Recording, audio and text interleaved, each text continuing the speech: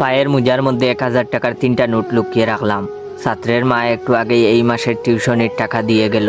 ছাত্রের সামনে এমন ভাব করলাম যে যেন মনে করে পা চুলকাচ্ছি। টিউশনি থেকে বের হয়েই দেখি অনু রাস্তায় দাঁড়িয়ে আছে। অনু হচ্ছে আমার প্রেমিকা। 2 বছর ধরে প্রেম করি। আমার থেকে 2 ক্লাস উপরে পড়ে। আগে একসাথেই পড়তাম, কিন্তু 2বার ফেল করার কারণে এখন ও আমার সিনিয়র।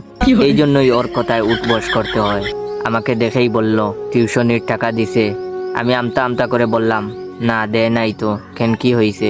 সে বলল তুই না বললি আজ টিউশনির টাকা দিবে। রেগে গেলে প্রেমিকা আমাকে তুই করে বলে। সিনিয়র তো, তাই কিছু বলতে পারি না। চুপচাপ থাকলাম, কোনো উত্তর দিলাম না। সে বলল কিরে উত্তর দেস না কেন? আমি আবার আমতা আমতা করে বললাম আজকে দেওয়ার কথা ছিল কিন্তু দেয় নাই।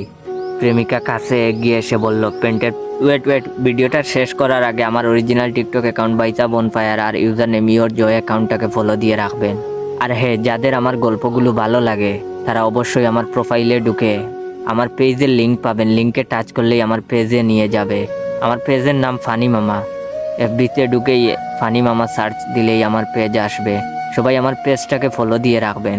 পেজে রেগুলার ভিডিও আপলোড দেই বলে টিকটকে এখন ভিডিও কম দেই, তো তাড়াতাড়ি আমার পেজটাকে ফলো দিয়ে আসো। প্রেমিকা কাছে এগিয়ে এসে বলল প্যান্টের পকেট থেকে হাত বের কর, আমি চেক করে দেখব। আমি বাধ্য ছেলের মতো পকেট থেকে হাত বের করে থাকলাম। প্রেমিকা আমার পকেট আর মানিব্যাগ সব একটা একটা করে চেক করলো। শেষমেশ হাল ছেড়ে দিয়ে বলল ঠিক আছে, আর চেক করব না। মনে মনে ভাবলাম যাক বাবা, বাঁচলাম। ধরা খেলে আজকে নির্ঘাট 12টা বাজিয়ে ছাড়তো। প্রেমিকা হঠাৎ বলে উঠলো আজ আমি টিউশনির টাকা পেয়েছি, চলো আজ আমি তোমাকে খাওয়াবো। দুনিয়াতে প্রেমিকার টাকায় খাওয়ার খাদ্যের স্বাদ বেশি হয়, এটা প্রত্যেক পুরুষ মাত্রই জানে। রেস্টুরেন্টে বসে আছি, প্রেমিকা একটার পর একটা অর্ডার দিয়েই যাচ্ছে। খাবারের তালিকা দেখে প্যান্টের বেল্ট একটু ইজি করে দিলাম বেশি খাওয়ার জন্য। ওয়েটার একটার পর একটা খাবার দিচ্ছে আর আমি সাবার করে দিচ্ছি। খাওয়া দাওয়া শেষ করে চুপচাপ বসে আছি ভদ্র ছেলের মতো। এমন সময় প্রেমিকা বলে উঠলো আর সকাল 9:23 তুমি ঘুম থেকে উঠেছো, তারপর বাথরুমে গিয়ে ফ্রেশ হয়েছো 18 মিনিটে, তারপর আমাকে বলছো কাপড় ধুয়ে দিবা, কিন্তু ওই সময় তুমি পাশের রুমের ছেলেদের সাথে বসে তাস খেলছো।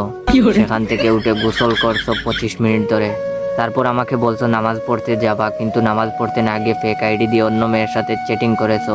এটা হচ্ছে ভিডিওর প্রথম পার্ট। দ্বিতীয় পার্ট আমার পেজে আপলোড দেওয়া হয়েছে, তাই দেরি না করে এফবিতে ঢুকে আমার পেজ ফানি মামাকে ফলো দিয়ে রাখো। আর হ্যাঁ, ভাইয়ের এই ভিডিওতে কয়েকটা কপি লিঙ্ক আর লাইক কমেন্ট করে দিও। ধন্যবাদ।